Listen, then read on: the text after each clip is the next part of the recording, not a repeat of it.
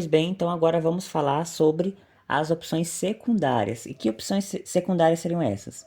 Diferente das outras opções que eu expliquei no vídeo anterior, que seriam as primárias, que eu não preciso ativar nada antes de fazer funcionar, neste caso aqui eu preciso utilizar ou a tecla Shift, que é o que aparece aqui, ou a tecla Alpha, que é o que está aqui, ok? Então, Shift ou Alpha. A tecla Shift, ela vai fazer o quê? Ela vai ativar todas as funções do seu tecladinho que está aqui embaixo, que são correspondentes à cor do Shift. E isso vale para as calculadoras que você tiver também quando você for comprar.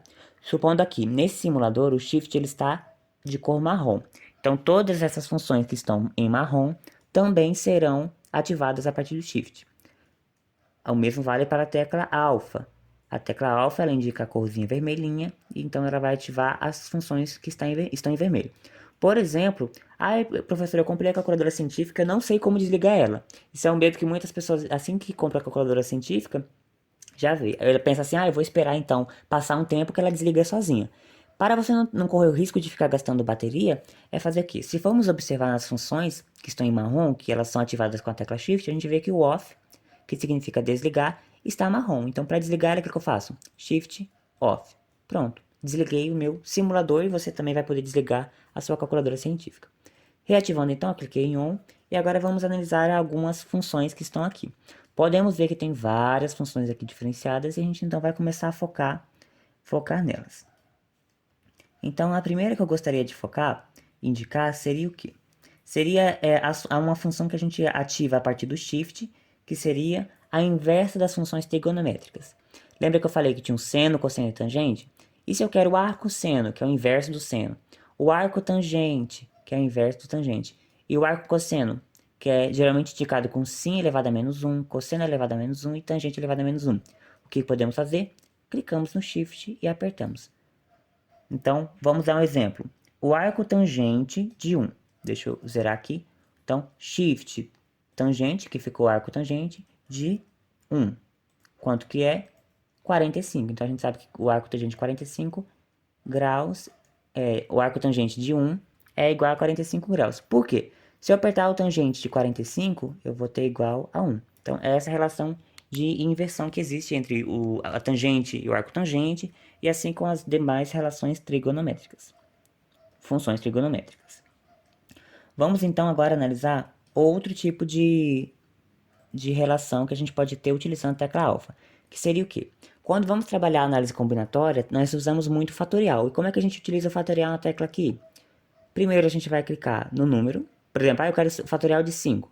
Então a gente clica em 5, Shift, e essa teclinha que está aqui, esse x elevado a menos 1, que ele indica o inverso, você clicou, apareceu o ponto de exclamação, então ele é justamente fatorial. Então o fatorial de 5 é 120. Assim que a gente pode calcular então o fatorial. Aqui nessa tecla onde tem o NCR, que é onde a gente calcula as combinações, se a gente quiser trabalhar os arranjos, a gente então pode utilizar essa mesma tecla acionando com o Shift. Por exemplo, eu quero fazer um arranjo de 7 elementos tomados de 3 a 3. Então, primeiro ponto, a gente vai colocar os elementos que a gente tem, que é 7. Então, Shift e clico na teclinha, porque já que eu estou trabalhando um arranjo, então eu vou colocar agora 3, porque é combinado de 3 em 3. Então, aqui está 210, é o resultado. Isso vale para os demais. Então, primeiro vai ser o N, ou seja, aquilo todos os elementos, e depois que você clicou na tecla, você vai colocar de quantos em quantos vai ser esse agrupamento. Falamos então também de raiz quadrada quando a gente trabalhou nas funções primárias. E se eu não quiser uma raiz quadrada, eu quiser uma raiz cúbica? A gente pode observar que aqui, bem no x ao cubo, na opção em marronzinho tem um 3 e uma raizinha aqui para a gente calcular. Então, isso aqui é o que indica a nossa raiz cúbica. E como é que a gente pode calcular então essa raiz cúbica, professor? A gente vai apertar o Shift, clicar onde vai ter a raiz cúbica e colocar o número dentro, que é o número que eu quero calcular. Por exemplo, a raiz cúbica de 125. 5. Essa é a forma de calcular a raiz cúbica. Mas nem sempre a calculadora eu vou precisar calcular uma raiz cúbica. Às vezes eu quero uma raiz mais difícil, um número maior. Como é que a gente pode calcular então uma raiz qualquer? Uma raiz qualquer você vai fazer o quê? Primeiro de tudo você vai colocar o seu índice. Então eu quero a raiz quarta. Então eu vou colocar o 4. Você vai clicar em Shift E onde tem aquele circunflexo para você calcular uma potência qualquer, também tem o índice da raiz qualquer. Então, cliquei aqui. Então, agora eu já indiquei a raiz quarta de quê? Então, dentro você vai colocar o número. Eu quero a raiz quarta de 2401. 2401 é igual a 7. Então, 7 é a raiz quarta de 2000. Vamos fazer então a prova real? A raiz quarta de um número indica o quê? Que esse mesmo número vai ser multiplicado 4 vezes. Ou seja, vamos ver se o 7 elevado à quarta potência é igual a 2401? Vamos lá. 7 elevado à quarta potência. A gente viu aqui que aqui é a opção de elevar, então confirmamos que é justamente esse resultado. Ok? Trabalhamos então as raízes, as funções diversas do seno, cosseno, tangente. Trabalhamos também então o fatorial e o arranjo. Já mostrei como é que a gente pode fazer para desligar a calculadora científica. Então agora eu vou mostrar o que. Aí eu quero trabalhar o número π. E eu não lembro quais são os números que estão depois da casa decimal. Aqui a gente pode observar que tem um π acima desse XP. Se eu clicar o Shift, eu vou acionar então a tecla e eu encontrei o π aqui. Ele está aqui como símbolo, você pode usar ele para fazer cálculos com símbolo também.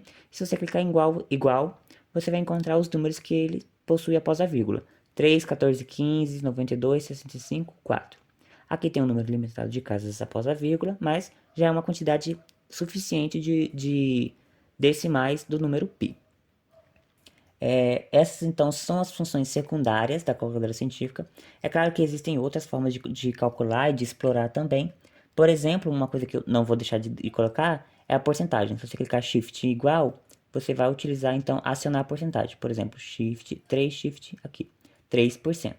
Você pode utilizar então quando você for calcular a porcentagem, utilizando o Shift e o que está aqui no igual. Ok? Então essas são as funções e as formas de ativar as funções da calculadora científica. Existem outras formas de aprender com calculadora científica, mas eu digo que o importante é o quê? O importante é você sempre ter ela em mão e ir explorando, porque você não vai conseguir destruir a sua calculadora científica se você ir funcionando as funções. Então, o importante é isso. Ter o passo inicial, que é saber como é que eu ativo uma função, como é que eu desativo outra, e ir explorando de acordo com casos possíveis.